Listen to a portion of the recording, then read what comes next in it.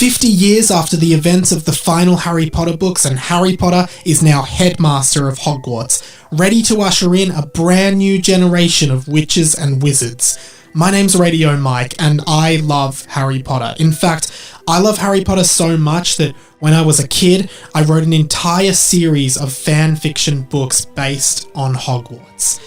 This is book 1 in that series. Welcome to Harry Potter and the Boys.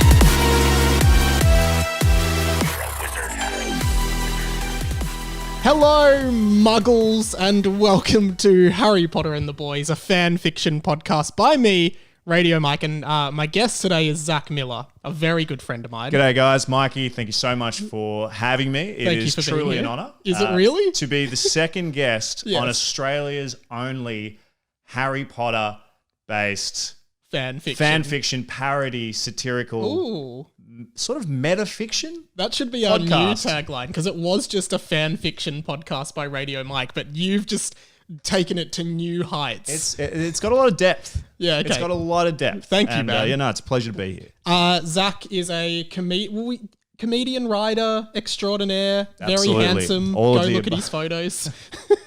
Kind of between comedy at the moment, Yeah. I suppose. Like really just here for a good time. Oh, great. Yeah, And former radio host as well. And Yeah, podcaster absolutely. and everything. Well, we used to work together at Fox FM and, Yes. all those kind of stations. So, man, it's just a pleasure to be here. Thank you. I've been a big fan of Harry Potter and the Boys, HP and the B, since 20th Century Boy. It was one of my favorite parts of the show. Thanks, And man. I think what a lot of listeners probably experience, is definitely what I experience, is not only are you going over what you wrote as a sort of a 13-year-old and analysing that, but it really reminds me of the sensibilities and ridiculous humour I had at 13. Great. And I think that's my favourite part. I think like when you said for the first time, Harry Potter is also the head of giving head, I fucking died. Like I was in tears. Not only because, like, that's kind of funny, but thinking about how much I would have died as a 13-year-old hearing that. But also just like how ludicrous it is that that is a title that apparently he has in that world. Like, Absolutely. He's somehow become the head of giving head to people. It must have been fantastic at it. And who bestows that title upon him? You know, what happens? It's great. Like we both went to like private boys' schools. You know how they've was he also co-ed? No, it was an all-boys school. And I also see the shades of that through your writing as well. Because don't you think there's like, oh, you know, it's bloody Miss Thompson, she's the head of rowing, and Mr. Smith, he's the head of volleyball. Yeah. Oh, and Mr. Potter, he's the head of giving head. Like, Well, I was thinking, like, as a 13-year-old, you probably heard the term headmaster. Yeah. I thought, classic, sucks dick. Like, I'm writing that in. he's and the master of head. And yeah, he's headmaster, but I can't, like, underline it. I'll absolutely, like, have to really spell this out for my audience. There's no subtlety in that show. Yeah. Not a lot of subtlety in your writing. No, the as a young writing's Mike. quite blatant. I guess we should just quickly start before we get into chapter 5 today, which is what we're doing. And Yep. you actually came in with a notepad with a bunch of thoughts on it. I had some thoughts. Yeah. Yeah. Do we address that, or will they just come up? They'll come up. I Okay, just they'll didn't. come I up. had a lot of, as I've listened to this series, so Yeah. many ideas and thoughts have popped up. I had to get them down on a piece of paper. So Great.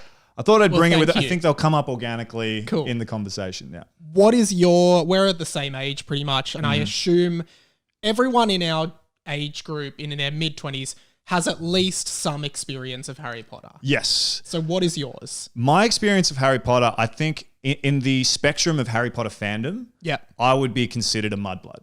Right, so you're a bad fan. I love Harry Potter. I grew Oh. up with it. I saw every movie. I would research the lore. I understood okay. it. I never picked up a book. Didn't Wow. open one page. Didn't even think about it. Didn't get close. Yet here you are on reading a Harry Potter fan fiction by me, Radio This will Mike. be the most Harry Potter I've read. That's Literally on a disappointing, page. 'cause- I know, and I'm sorry to fans out there, and I'm sure there might be a couple of people like me As a kid, I just couldn't read. I was really bad at it. I just struggled. Interesting. And I think the only things I really got into were like Andy Griffiths and 3 books of Del Toro Quest. And I thought, that's it. That's it for me. I've got a Game Boy.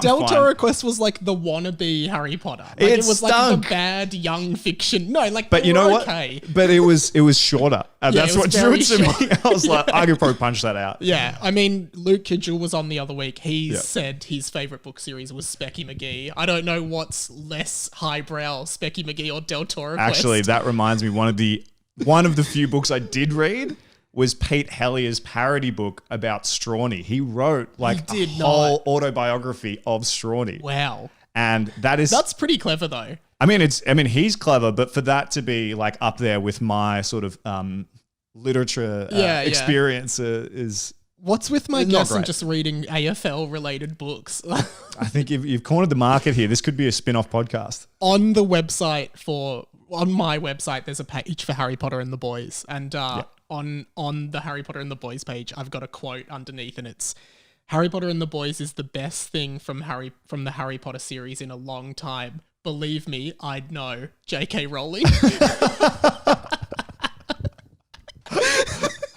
She might agree with you. I mean, I'm, again, shock. I haven't read Fantastic Beasts, but I didn't love the movie as much as the Harry Potter experience. I mean, from the movies, you've got a favorite movie, right? My favorite movie is Prisoner of Azkaban. Okay, I think it's the most artistic film, I think, and it's the most experimental. But I also just love the story. I love the Marauders map and everything. Totally, I loved it as a kid as well, and still do. No. So, what is that your favorite? Would you say? I think.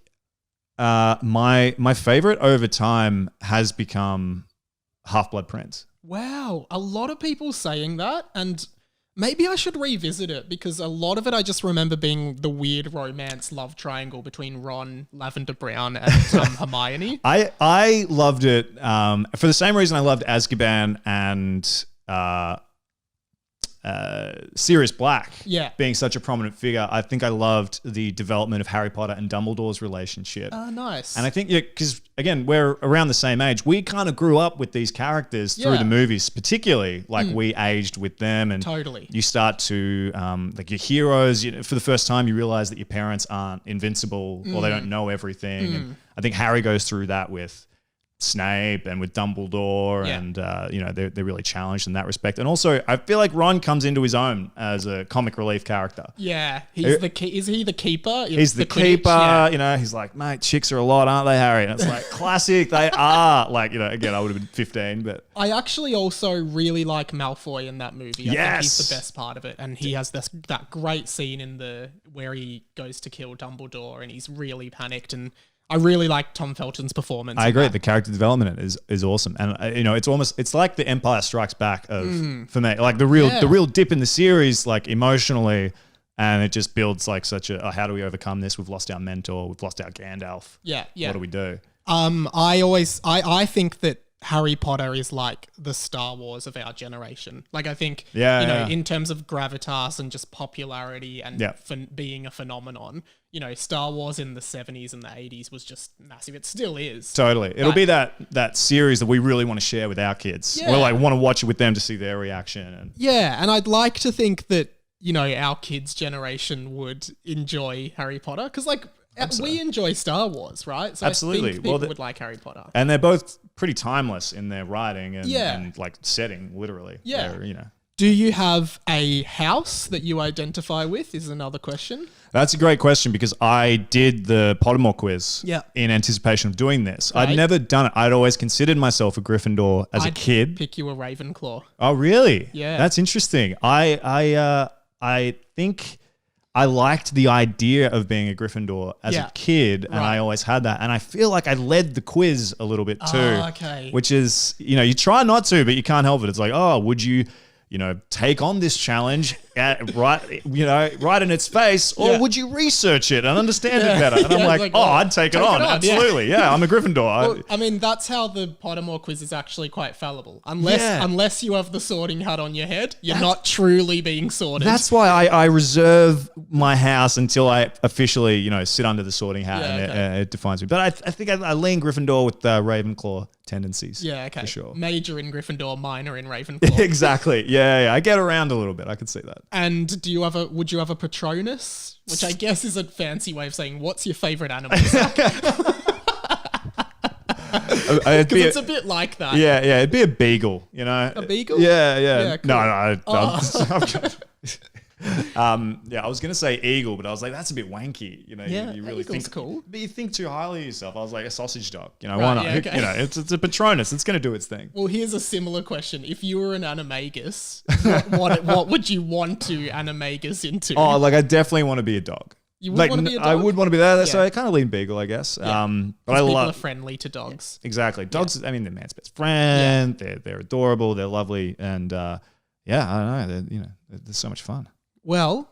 That's been a great intro. Wow. I mean, I forgot that we're doing fan fiction. We should probably get to that. We should just do Harry Potter discussion. I'm sorry, everyone who came on here expecting the fan fiction. I could have gone on. Let's get into it. I will quickly say a guy left a review on Apple, and thank you for your input, guy from Apple. And he said, he takes too long to get into the fan fiction. Just do the fan fiction at the start, so then I know when to stop listening. And I was like, sorry, mate, this is my Harry Potter fan fiction podcast. Maybe you should go make your own fan fiction podcast. But yeah, let's get into it. That guy would be fucking smashing his head into a wall right now. I'm so sorry. You didn't need to know. Next 30 seconds. I was like, I don't care who this guy is or why he's interested in Harry Potter. He hasn't even read the books. Yeah, all right. Let's dive straight into it now. We're going into chapter 5 of Harry Potter and the Boys. Zach's going to read it. We're all going to react. Feel free to react along. Let's just get into it. Last chapter, the boys were on the Hogwarts Express. That's right. Yes. They met a character called Harold who had a strange star-shaped birthmark on his head. Yep. And he was a known loner who had no friends, a self-proclaimed loner. Yes. So seeing some parallels to the original works. Oh, are you? Yeah. No, I don't want the birthmark. There might be the birthmark. Yeah. And the loner nature. Yeah. Okay. Well, I'll hand the laptop over to you. This is the official Word doc of Harry Potter and the Boys on my laptop. It's so impressive. Even just looking at this, I can't believe you sat down and wrote all this and could be bothered. Man. Like the follow through. The chapters are all in like italics and like a good font. And this font is like size 72 as well. Yeah. So we will get through this pretty quickly. I think this is like a 3-page chapter. That's why we try to like buff out the podcast with analysis. You got to get those numbers, man. You got to retain them. All right. Chapter 5. Welcome to Hogwarts. Great. The train had finally arrived at Hogwarts. The boys stared at it. I mean, and sorry to interrupt so quickly, but not a very well-written sentence, is it? Like, J.K. Rowling would never be like, Harry got to Hogwarts. Now he's in the Great Hall. Like, it's never that simple. Also, like, finally, like, all right, that last chapter went on a little long. Yeah. The boys stared at it. Whoa, said Sam. I never knew it was so big and fugly. Fugly? That really dates this. Fugly is definitely a term that has gone by the wayside. Absolutely. Big in like 2007. Yeah. Doesn't fugly mean fucking ugly? Is that what it means? Yeah. Okay. Absolutely. Right. That's a very aged sentence, yes. I know. It's fucking rank. I want to kill it, said Tom. Okay. Again? So, and they're directing it to the school? I think, yeah. They're quite malicious. Which is quite mean because Hogwarts is a really beautiful castle. I would have thought, I mean, these guys, they got high standards. Yeah. All the first years moved along, and they met an incredibly fat man called Hagrid. Wow. I also like that. So yeah, I'm just reading ahead. Okay. I was just going to say, it's funny because so many of the existing characters the book so far has just assumed but then then it like introduces you to Hagrid as if you'd know Harry Potter, but you wouldn't know Hagrid. So this is him. Yeah, central character. Also, like even a description of him. Yeah. Incredibly fat man, probably pushing 120 at this point. Yeah. Wobble weasel woo wada, said Hagrid. Very good Hagrid impression. Thanks. And one of Hagrid's classic quotes from the original. Yeah, well, it was always, they had catchphrases, every character. Yeah, and that was his. Harry's was, why'd you kill my parents? That sounds almost Borat. Like wah wee woo wah. Oh my god, it is. It's very like wobble whizzle woo. Okay, so Hagrid said wobble whizzle woo. Yeah, very strong stuff there. You see, at his old age, Hagrid kind of went crazy. Wow. He also gained 46 trillion kilos. So Hagrid now weighs more than any known thing in the universe. Yes, he would have a gravitational field. His density would be that of like a neutron star. But this seems factually correct. Yes. All scientifically proven. Magic can do anything. Well, yeah, exactly. We must remember the soft magic system. I like to imagine Hagrid gaining weight and Harry's just like, Hagrid, we need to do something about your weight. And he's just like, weight us, control us. And it's just like, Hagrid just like wobbles up and like maintains you don't even fit into your cabin, mate. He's riding the what is it, like Bucky or Buck? A buckbeak. Buckbeak. Just Bucky. crushes to the ground. Hagrid, fathead, Frab Fred? Hagrid, fathead, Frab Fred. He said. Hagrid says that. Oh, Hagrid said. Oh, he says that. Do you think he's introducing himself? Like, Hagrid. Frab Fred. He said, pointing to a bunch of boats. Okay. So it seems like he's gone crazy. He's no longer able to communicate properly in English. It actually kind of sounds like he's Felch. Felch? Filch. You're really showing your lack of book knowledge there. Yeah. See, I heard it like audibly. Yeah. Didn't read you never saw the spelling. Felch. It's like when people are like, run like the wind. Sorry, English is my second language. I just learnt it. See, I struggle with reading. Suddenly, Hagrid said, "Baba double, baba baba baba luap." Okay. So you've given me a very easy sort of sentence structure to get through here, but I'm loving Hagrid's crazy spin. Yeah. Hagrid pointed to his wand to the boats, and they all blew up. Okay, so what Hagrid is... Few things with this. It seems as though he's used a spell, which is bubba bubba blow up. I say yes. Which, J.K. Rowling likes to use Latin as her origin language. I've just used the words blow up and added a few buzz to it. Oh, bubba bubba. Oh my God. How am I missing this? See, this is actually kind of cutting edge stuff you're This missing. is kind of clever. Thanks, man. For a 13-year-old, I'm still always impressed about like the depth of the satirical nature of your writing. A couple other things. So Hagrid doesn't have a wand because he was expelled from Hogwarts. They snapped his wand. I remember because of the spider. Yeah, he illegally does magic with his umbrella in the first one. He gets the brolly out. Yeah. And the other thing is, it seems like he's implying that they have to sail the boats over the lake, which they do in the Harry Potter films, but then he's pointed at them and then blown them up almost to spite the students. All right, for video viewers, the camera I was filming on ran out of batteries. You love to see it. So we're now just swapping to my phone, so the camera would have changed a bit there. We were mid-sentence. Sorry, Zach. No, let's roll on. A shy first year called Gemini spoke up. Now how are we meant to get across? And Gemini, this is because I haven't read the whole thing again, but I used to read it on my other podcast, 20th Century Boy. So Gemini Jones is this character. He's a new boy. Another boy. One of the boys. Again, we are yet to meet a single female character in this book. I really thought this was an opportunity for our first female character. Yeah. I mean, again, perhaps this is a critique on how some famous writers have struggled to write for women. Good female characters, yeah. This is a real, like, you're having a shot at Tolkien here as a 13-year-old. Exactly. It's incredible. Hagrid put on a monkey face and started swinging his arms as if he was doing freestyle. So Hagrid just can't communicate with words, and he's implying they need to swim across the lake, and he's essentially doing this. Also love the idea that like Harry Potter headmasters said, look, Hagrid's my buddy. I gotta give him a job. He's not in a good way. Harry's still employing you. It's like, there's no way this guy will get a job with children. Yeah, and like no one has said, Hagrid, you need help. Like you're not well. Is there like an institution for witchcraft and wizardry? There's St. Mungo's Hospital, Oh. which is like Professor Lockhart goes there at the end of Chamber of Secrets, and they meet him again in Order of the Phoenix. So this is the depth of analysis you get from reading. A lot of the hardcore fans would know about that. It wasn't in the film, but Blood. So Hagrid should be in bloody St. Mungo's. He's a bit of a bloody mungo, isn't he? He accidentally hit Derek in the head. Derek died. Derek died. Derek died. Not even the end of the sentence there too, which is big. So I guess he's freestyling and he's just smacked Derek, a poor little boy, over the head with the weight of 46 trillion kilos. That's going to kill most. No one could survive that. But because he has such an important role later in this story, I decided to bring him back to life straight away. As all good authors do. Again, great critique. I'd like it sounds ridiculous, but you're really kind of making fun of Rowling here as well. Yeah, I'd like to think that was me critiquing modern fiction. 13 years old, unbelievable. I mean, Harry died in the last book. Film, and he came back. Like so immediately. I mean, there was a brief moment in some kind of weird heaven. Yeah, had just chilled with Dumbledore one last time. You want us to swim over that, said Rob.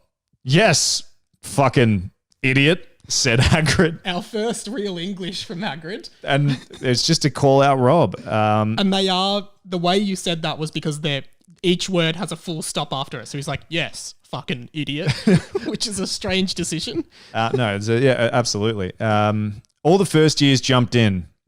Dragon Malboy, this kid like the Malfoy of the story. Yeah, so Dragon Malboy we met a few chapters ago. Yeah. He's pretty much the Malfoy of this story. Oh, sorry, and that's in parentheses. This kid is like the Malfoy of the story. Really, just to hammer home. Just in case you couldn't tell. Yeah. Don't like this character. Yeah, and like if you couldn't tell from the name Malboy that it was a parody of Malfoy, then this is just making sure you were aware of it. And also, that was really to set you up so you wouldn't be too disappointed when you read Dragon Malboy died from the frostbite as soon as he got in. He died from frostbite. Oh, there you go. Because I don't know if you heard this episode, but when Luke was on, the end of the chapter, Malboy put them in a leg lock, and then it said they were so angry at Malboy, but little did they know he would die on a page coming up soon. And this is that moment. This is the moment. My God. Wow, we're here, guys. Malboy is dead after how many pages are we on? 22 pages. Malboy is dead. And really thought like he was going to be a critical character for a while to come. Exactly. I think one of the books I read in year 7 was Holes by Louis Sacre, which, for those who haven't read it, it's a book really good for kids because a lot of like little seeds are planted throughout the book that end up becoming really relevant later. Yes. So I think I was trying to channel that a bit by directly saying Dragon Malboy will die on another page, and then it's come to fruition. Is that the Shia LaBeouf movie? The Shia LaBeouf movie, yeah. Yeah, with Sigourney Weaver and John Voight as well. I haven't actually seen it. It's on the list. list. Great book, great film. Would you recommend I read it? I recommend you read it, but first read Harry Potter. The water was well below absolute zero. We're dealing in lots of impossible extremes in this book. You can't reach absolute zero. But for some reason, it wasn't frozen. Again, magic. Yeah, it's I would just have to say, right? Yeah. J.K. Rowling never used the magic to do things like that, but I've taken creative liberty. Absolutely. Meanwhile, ... in the Great Hall. Another tactic J.K. Rowling never used, just like meanwhile at Hogwarts. Meanwhile, back at the Dursleys. Yeah, like quite a comic book strip type transition. You can't just change the scene in a book with a meanwhile. It just doesn't work like that. Now, 2nd to 7th years, this is the first day that the first years will ever have. They are currently... I guess at Hogwarts we'll ever have. Yeah. They are currently swimming across the negative 99,999 degrees Celsius lake. Wow. It's well below absolute zero. And when they walk in, I want you to make them feel as bad and uncomfortable as possible. Because you think, hey, when they get here, I just want you to all encourage them. They might be nervous. They might be shy. Just make them feel great. Make them feel welcome. But no, this person's gone the opposite route. Please point and laugh at them as much as possible. It goes on. It just goes on. And use as many curses, including the Cruciatus curse on them. said Harry Potter, the current headmaster. Wow. And head of giving head. Head of giving head. The Cruciatus curse is the unforgivable curse, the torture curse that inflicts extreme pain on the victim. Wild sort of heel turn for Harry Potter here. He's it's like he's forgotten his youth, or maybe he's scarred from the experience. Literally scarred. But I just think it's horrible that, he's just saying, hey guys, just make him feel as bad as possible. Well, I remember, like, of course, in like high school, you get a new kid coming, the teacher would obviously say, like, hey guys, like, just be friends. So I love your take on that. So from memory, Harry in this book, similar to Hagrid, is he's gone a bit loopy. Yeah, right. And he doesn't really resemble the Harry that we know. He's a new Harry. Time has changed him. As he said, Harry Potter, the current headmaster, in brackets, again, really selling it to the listener. Yep, just in case. Just in case you forgot from 3 pages ago. As he took 127 steps in a northeasterly direction. So he's just talking and he's just like... I also like the idea that he's got a compass. Yeah. He's like, oh, wait, He's looking for treasure or something. If you don't, you are expelled immediately, and then you will be sent to Neville's office. And nobody likes Neville. I just love the idea of a school headmaster saying any of this stuff. No one likes Neville. You don't want to go there. It's worse than being expelled. I just imagine Neville's like, because I think Neville's one of the teachers in this. I just imagine he's kind of sitting there like, just like, oh. What about a drive-by? What the hell? Suddenly the first years walked in miserably, except for Tom, who was an excellent swimmer. But don't worry, because someone shot him. So in this world, the wizards have discovered guns. And they're using them on first years. I like to think it's just a rogue fifth year. Yeah, Tom gets out all confident. He's like swam through absolute zero, no dramas. Bang. Harry just like whispers to a kid, get your gun out, shoot him. Fuck that kid. How horrible.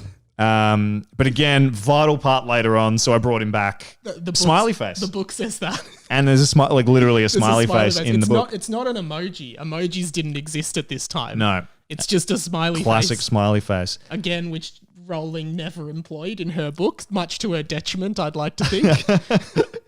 And the whole school stood up laughing at them. Great. We're in unison here. 3 or 4 of the first years began to cry. Only? Actually, yeah. Pretty strong cohort. If that happened to me, I'd be like, I don't want to go to this school anymore. This is ridiculous. I'm going to swim back.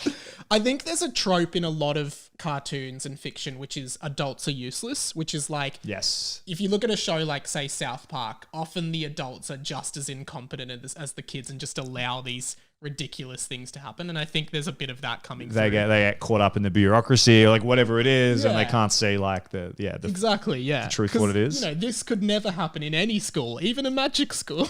You'd certainly hope not. Hagrid fainted from the commotion and landed on the first years. And it's a 46 trillion. Well, they're all dead. Like that's the end of the story. Yeah, what a tale we've experienced. But as we've learned from this chapter, death is not necessarily the end in this book. You will be brought back. They've all just got resurrection stones in their pockets. Once all the first years were cured. So should be were. I'm not gonna kill you for that one. Read it as it was written. But I dare not defy the author. Yeah, exactly. Once all of the first years were cured, brackets, except for 17 who died crushed by Hagrid's ass. And then I like the fact that happened, and then like Madame Pomfrey, the nurse, had to go spend, I assume, like a couple hours curing all the other students, and then it's like, all right, well, these ones have died. Yeah, we'll just continue as normal. I can cure a bone in a heartbeat, but growing them back, these guys are dead. Sorry. And it's like, sorry, are you gonna have to write a letter to the parents? There was an unfortunate incident at Hogwarts. Yeah. Oh, what did my son do? Well, he actually was killed by a crazy man's ass. Harry Potter stood up and said, "I would like to say a few words before we start. This is the day that Fat Bosch Saga joke Orc Jade." Okay. Which was incredibly random. And the book says that. The book says it's incredibly random. Yeah, that was all quote. Hagrid start the year with one of your songs, Harry said. Hasn't Hagrid done enough damage today? This is the most Hagrid's had to do since, like, Prisoner of Azkaban. There was a noticeable decline in Hagrid in the films over the years. He was really usurped by Dumbledore as the sort of mentor guide. And I as a kid, I loved Hagrid. I was so disappointed that he was kind of relegated to this. And Harry named his kid Albus Severus Potter. Couldn't throw in a Rubius? Couldn't throw in a Rubius there? He probably had like a new owl. He was like, Oh, Hagrid, this is my new owl, Rubius. Oh, so you name your son Albus and you name your owl Rubius. Thanks, Harry. I know where I stand. I'm the one that brought you into this world. Yeah, well, mate, you are 73 trillion kilos, so I didn't want to name my son after that. So Hagrid started the year with one of your songs, Harry said. Hagrid got up and started singing. Oh, gosh. This is all caps.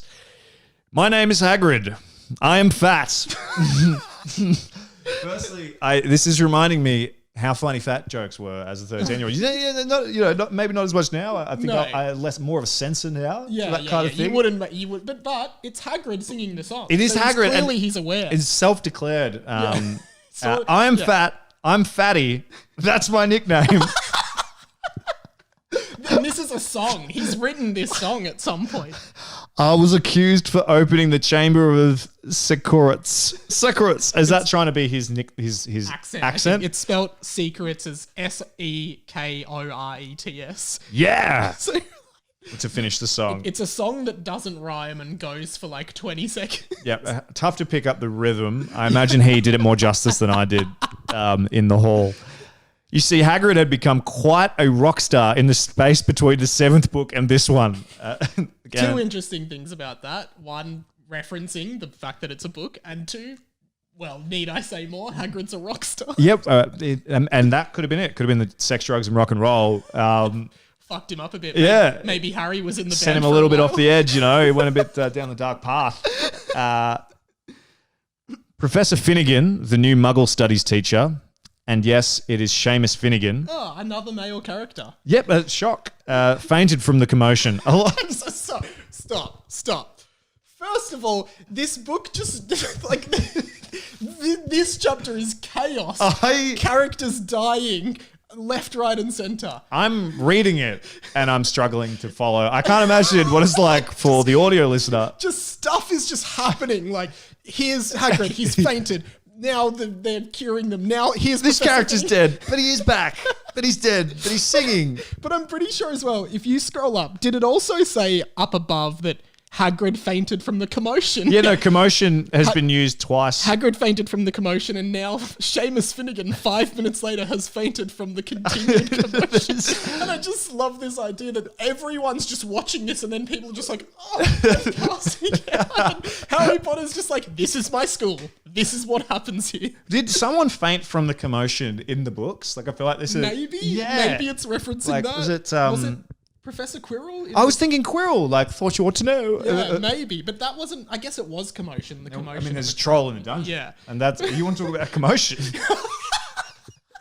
All right.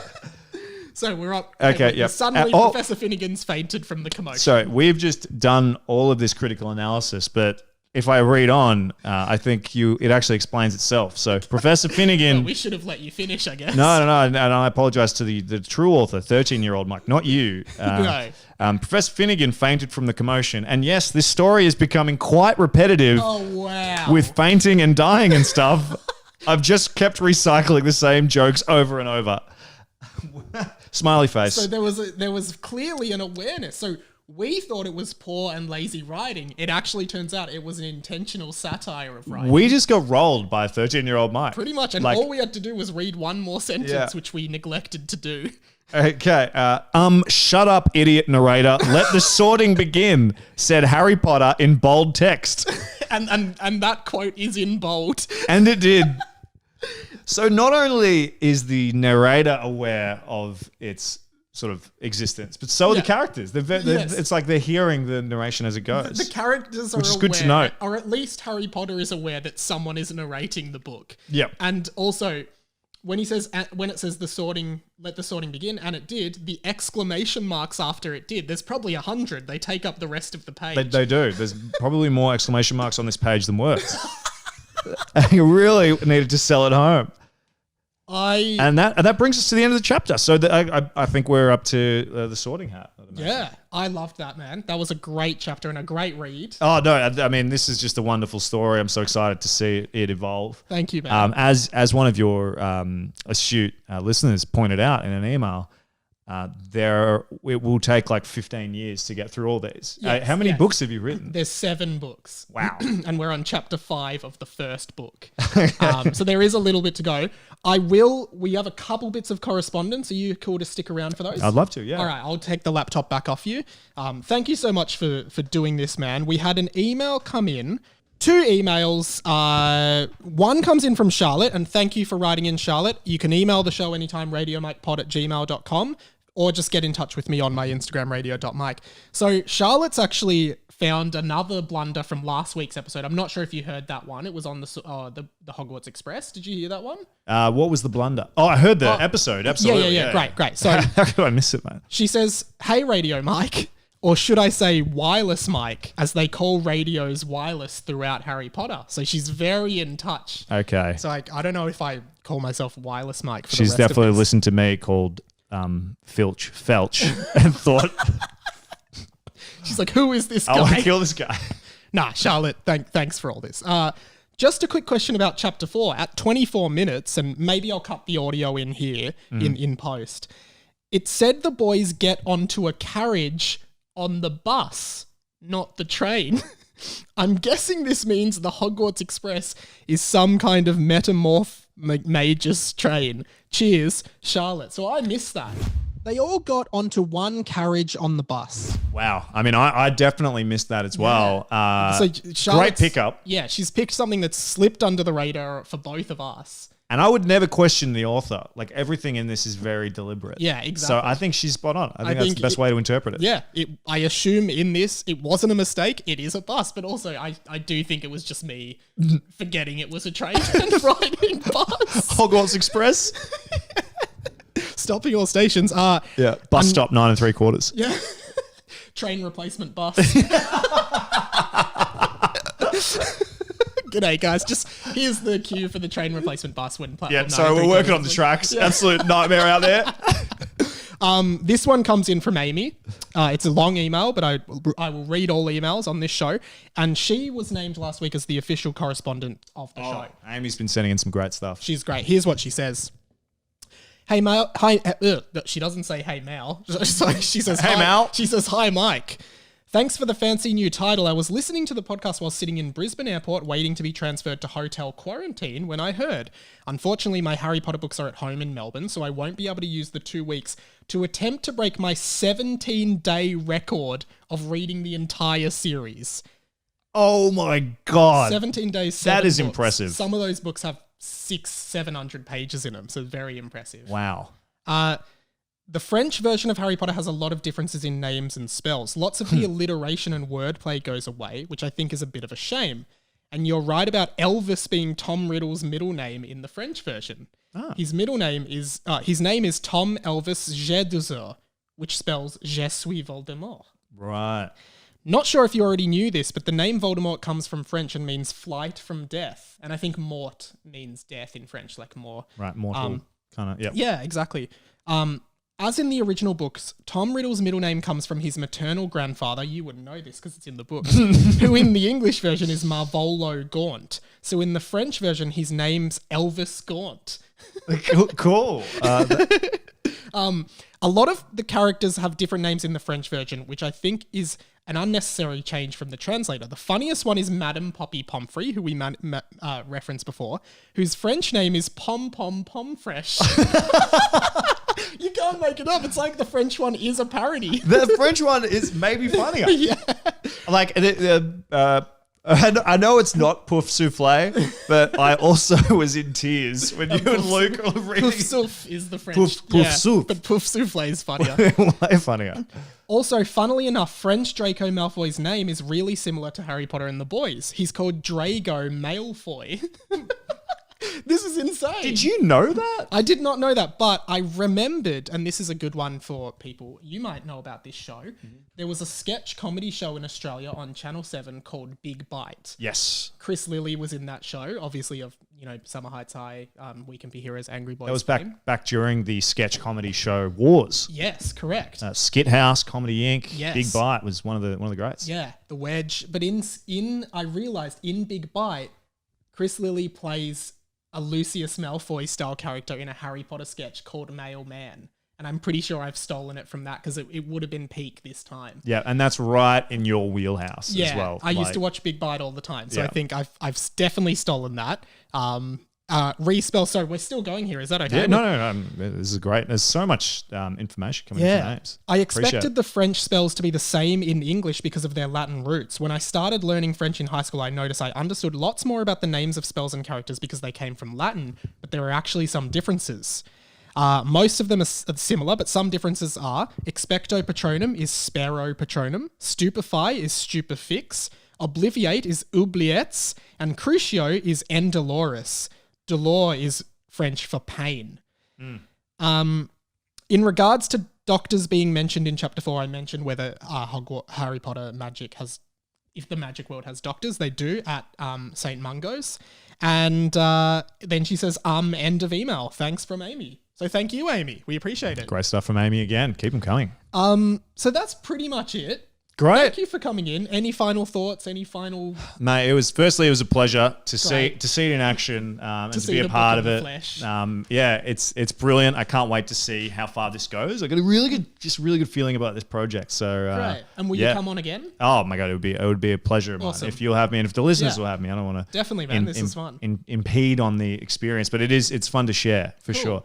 I was curious, and if you want to leave this in or not, it's really up to you. But I was curious about your influences as a comedy writer as a kid. Yeah. Because, we've talked about it a little bit during this episode, but it's fascinating to understand sort of where these references and, sort of why you wanted to do this. I think I always used to write stories. I used to write stories all the time. I actually wrote a Del Toro Quest ripoff. It was called like The 5 Rings of Feltana or some shit like that, and it's just a complete copy of not as catchy as Harry Potter and the Boys either.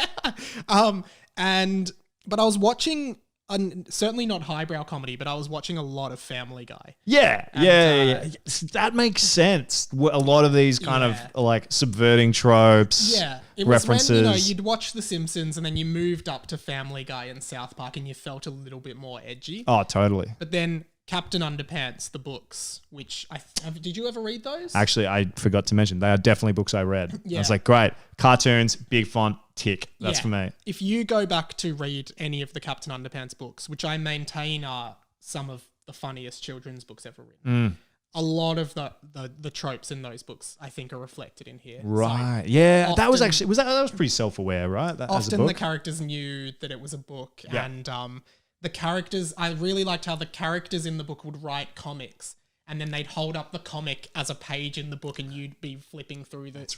Really liked that. And often just being aware of the tropes and the things that were happening around them. And there was Deus Ex Machina, like, then this happened and it was all okay, which reflects a lot in this. Yeah, So I was trying to emulate that. But yeah, man. That's fascinating. And it's really cool to see. I like the idea that you sort of initially wrote this as something to read in front of your class. Yes. And then you revisited it and digitized it and immortalized it at 13. Now you're analyzing it critically with a 20-something mind. I feel like this is going to be like a Stan adaptation in your 30s or something. You know what I mean? That's like the next evolution of this. You just Hopefully, we'll see writing how it goes. this. Where can people find you and stuff you do? I'm around, guys. If I come on again, I will have something exciting to spruce. But for now, I'm just here for the vibes and for what is a great podcast. So thanks for having me. Do you want to plug your Insta or anything? No, it's all right. You'll see me. All right. Yeah. Go if you see Zach in the flesh. Go up to him and say... Love to have a chat. Yeah. Say, I heard you on the pod. You were bloody great. That's all for Harry Potter and the Boys this week. Thank you so much, Zach. Subscribe on YouTube. All these go up as videos on YouTube. And leave a review for the podcast. That's the best way to help it out. I think that's pretty much it.